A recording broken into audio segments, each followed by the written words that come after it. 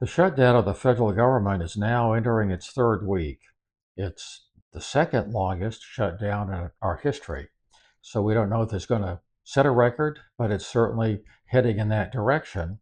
But what's going on with it? Obviously, this topic affects a lot of our readers on fedsmith.com and the people that are viewing this video. And some things are happening, there's some changes. So here's a quick analysis of what's going on, when it's likely to end, what the changes are, and a little bit about how it might affect you. Several people issued comments or wrote comments on the last video and sent in some email and basically were asking, what can I do? What about my financial situation? In response to that, we haven't done a video, but we did put up an article today on how you may find dealing with the financial aspects of the shutdown as it affects you uh, difficult, and how you might be able to minimize some of these and just avoid destroying your financial future. We hope you find that useful. But what's going on now with the shutdown? Obviously, it hasn't ended. Now, first of all, why are the sides so deeply entrenched? Obviously, there's a deep political dispute. I know in the government, there is a tendency, and having worked for it around the government for several decades, I'm very well aware of this. We try to be inoffensive, politically correct, if you will. But when you're dealing with the tough issues in the shutdown, I'm going to be very straight with you. First of all, Senator Schumer, Democrat from New York, been around a long time. He's under a lot of political pressure. His job is in peril. He probably certainly wants, like most politicians, to stay in power. How does he do that? But first, he has to show the far left progressives in the Democratic Party he's not a patsy. I'm not going to give in to these Republicans. I'm going to stand tough. And he's got several disadvantages. Chuck Schumer is going to be 78 years old when he runs for office next, and he's under pressure from people like AOC on the left, Hakeem Jeffries also on the left, Bernie Sanders also on the left. And the disadvantages, perhaps, that Senator Schumer is facing is he's white, he's male, he's 78, so he's not a young man, and he's Jewish. So none of these probably help him in an election in which Democrats, especially far left Democrats, hold an advantage or a lot of power. So he's going to cater to that group, I think, to try and show I'm not a patsy, I'm going to win this thing, stick with me, keep me in office. On the other side, the Republicans, the leadership, and by that I mean President Trump, Senator Thune in the Senate, a Republican leader, has some very hard feelings about how beliefs about what they think the government should look like. They want it smaller, they want it more responsive, and they want it to run more like a business. You may agree or disagree with any of these for the Republicans or the Democrats. They don't want to, on the Republican side, cave in, offend their base, show the base that they're not getting the job done. So, from the Republicans and the Democrats, neither side wants to give in. Ultimately, something's going to give. The political pressure is mounting. But that's what's going on. And that's why this has become so entrenched. Both sides are pursuing a political strategy. They're doing various things to try to get public sentiment on their side to win the political battle. But what it's not doing is ending the shutdown.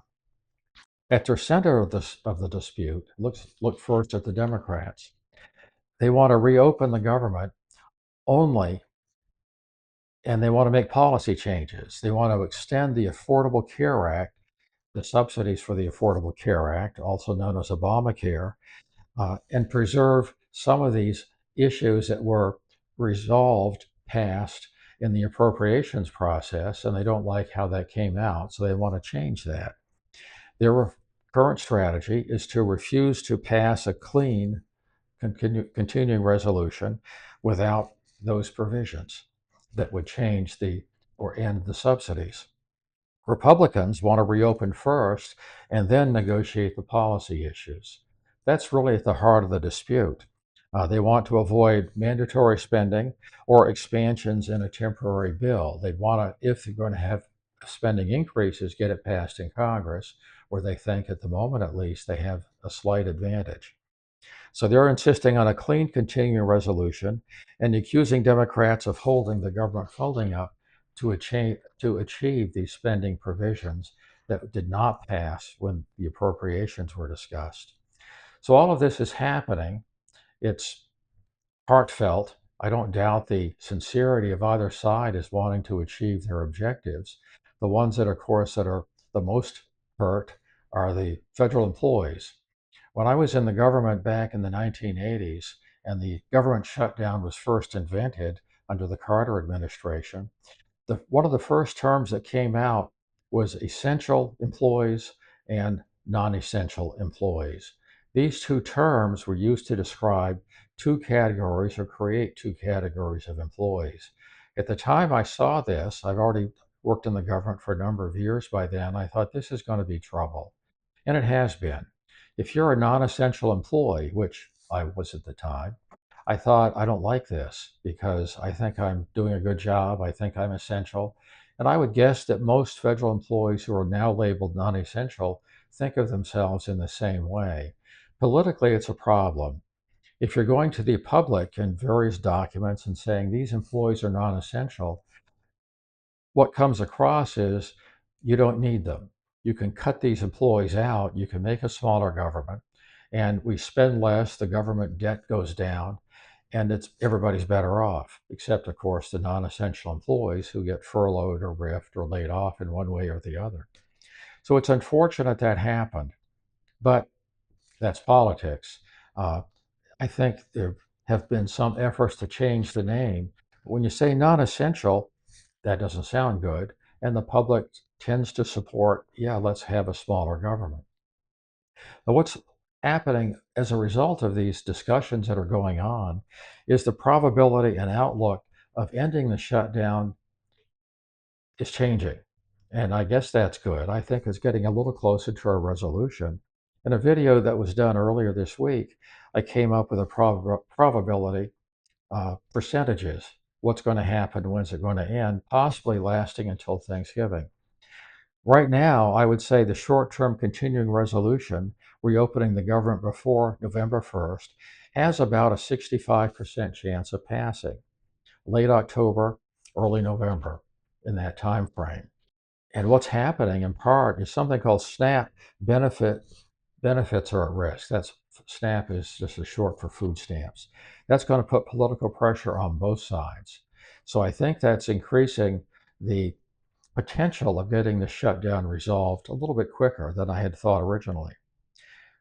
The second scenario is shutdown dragging until mid-November, about a 25% chance.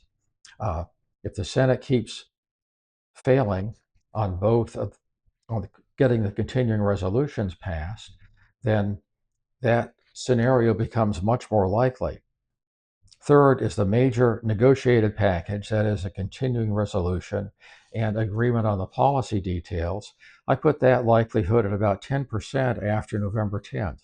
That would require a shift in leadership's policy on Democrats and or Republicans and public pressure tipping one way or the other, either in favor of the Democrats or in favor of the Republicans. I don't know which way that's going to go. Recent polls show a slight advantage for the Democrats, and perhaps that's why Senator Schumer is pressing forward. But that remains to be seen. The other possibilities or other tipping points that I mentioned in the previous shutdown include federal employees not getting a paycheck. That's starting October 24th. And then military pay not going to the troops wherever they may be stationed. And that's going to be a big pressure point. So all of these factors together, I think, are creating more and more pressure. The question is, when does it become sufficient pressure so that one side or the other or both sides finally come to their senses and say, we've got to end this government shutdown. I'll give you something, you give me something. It's usually what happens. Perhaps that'll happen this time. We're hoping, I would hope, it would end by late October or early November, because a couple of the pressure points will have passed by then. That'll probably be enough to get this resolution that we're seeking in place, but it remains to be seen. In the meantime, thank you for watching. We hope you find this information useful. There are changes every day. And when this video comes out, by the time you will see it several days later, perhaps after it was recorded, there's probably going to be other changes. We'll try to keep our readers and viewers informed about what's going on. Thank you for watching.